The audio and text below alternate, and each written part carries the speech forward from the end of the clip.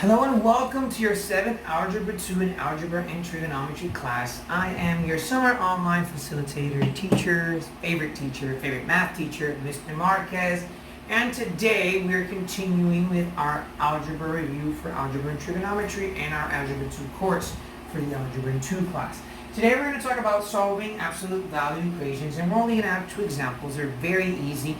This is more of a review of Algebra 1 than anything else. And then after these 2 exercises, I'm going to direct you to the work that we're going to be doing today. So with that in mind, ladies and gentlemen, let's get to it. So an absolute value. So real quick review what an absolute value is. An absolute value is the distance of any point, be that positive or negative on a number line, to 0. So if I wanted to ask you what the absolute value of 0 is, you would say 1, 2, 3, 4, 5. So if I were to ask you the absolute value of negative 5, you would say it would be 5 because I move 5 spaces from negative 5 till I get to the 0. Likewise, positive 5. 1, 2, 3, 4, 5. Because regardless of whether it's a negative 5 or a positive 5, I am 5 units or 5 points away from 0. And that's what an absolute value is. Now, when you have an absolute value equation, you have to take that into account, especially if the equation is equal to a number that's greater than 0. For example, if you have the absolute value of 3 plus 2 equals 7, because 7 is greater than 0, that means I'm going to have a part of the equation where my answer is going to be positive 7 and negative 7. Okay? Had this been a 0, then I would have had only one answer, or had this been a negative number, I could not answer it. Now, in both cases, they have answers, so you should be fine. Now, how do I do this? Well, the absolute value of 3p plus 2 is 3p plus 2. It's just that one side is going to equal to 7, and the other side is going to equal to negative 7, although the way that you answer it is the same.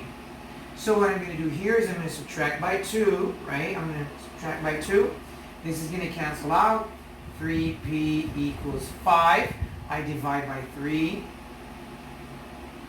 And p is going to equal positive 5/3 on one side, and now I'm going to see what I get on the other side. So I subtract 2, but I have negative 7 minus 2, which is actually going to be negative 9. So I have 3p equals negative 9, I divide by 3, and p equals negative 3.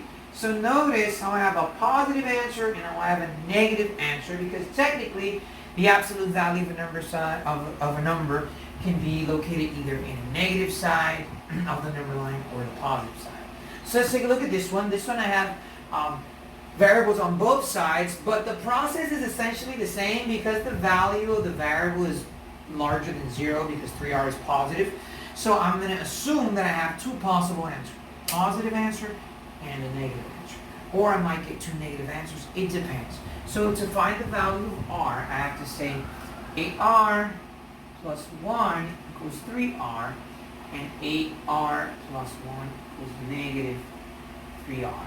So what I'm going to do is I'm going to say 8r, or I'm going to subtract 3r. I'm going to subtract 3r, so minus 3r, because I want to keep my variables positive. And this is going to cancel out, and I have 5r plus 1 equals 0, because technically 3 minus 3 is 0. So what I'm going to do now is move the 1 to the other side and have 5r equals negative 1. I'm going to divide by 5 on both sides. R equals negative 1/5. Now I'm going to do the same thing on the other side, and I'm actually going to say, well, plus 3r, because it says equals negative 3r, and I want to keep them positive, so I'm going to do the opposite of minus 3r. In this case, I'm just adding 3r and plus 8r. And this is going to go ahead and cancel out. You have 11r plus 1 equals 0. Again, I'm going to move the 11 to the other side, and that would be 11r equals negative 1. I divide by 11, and r in this case is negative 1 over 11. Now, the reason why in this case I have 2 negative answers is because technically this isn't defined as an absolute value.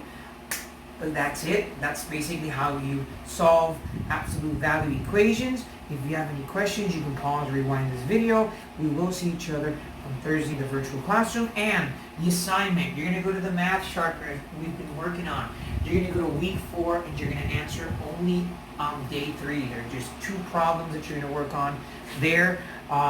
Again, this video is for my Algebra 2 and Algebra and Trigonometry class. At some point next week, we're going to start separating the Trigonometry class from the Algebra 2 class. So guys, stay safe. I'll see you guys on Thursday in the virtual classroom, and have a good one. Bye.